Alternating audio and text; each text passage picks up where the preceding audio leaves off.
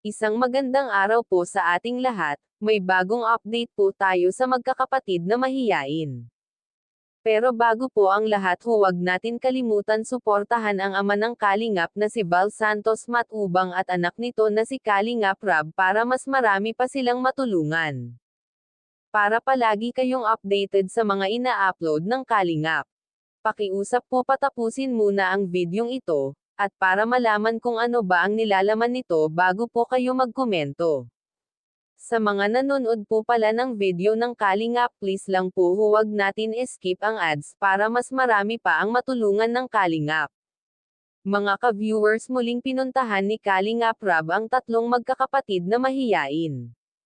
Nagtaka po si Kalingap Rab kasi pagkadating nila ay agad niya itong napansin ni Kalingap Rab si Chris na ang tamlay pose parang may sakit, mag-isa nakaupo sa labas na awa po si Kalingap Rab sa sitwasyon ni Chris, pero si Bea at Melissa po pumasok pero si Chris hindi pumasok at ayaw po talaga pumasok sa school yan po ang mahirap kung ayaw po ni Chris na pumasok, darating ang panahon na siya ang magiging kawawa kasi siya ang walang pinag-aralan sa kanilang magkakapatid.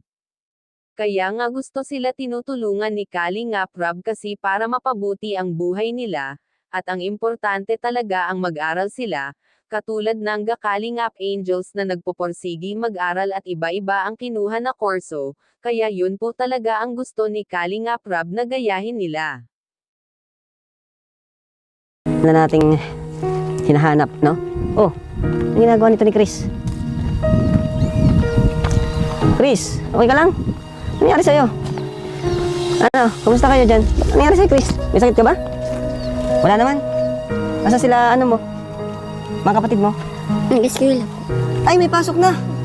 Wait lang, Chris, ha? Ibig sabihin Sino yun?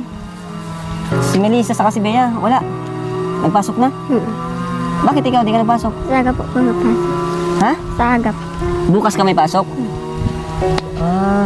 Anong oras? O nga pala, ano na ngayon, no? Tuesday na pala, may pasok na pala. Saan nag-aaral?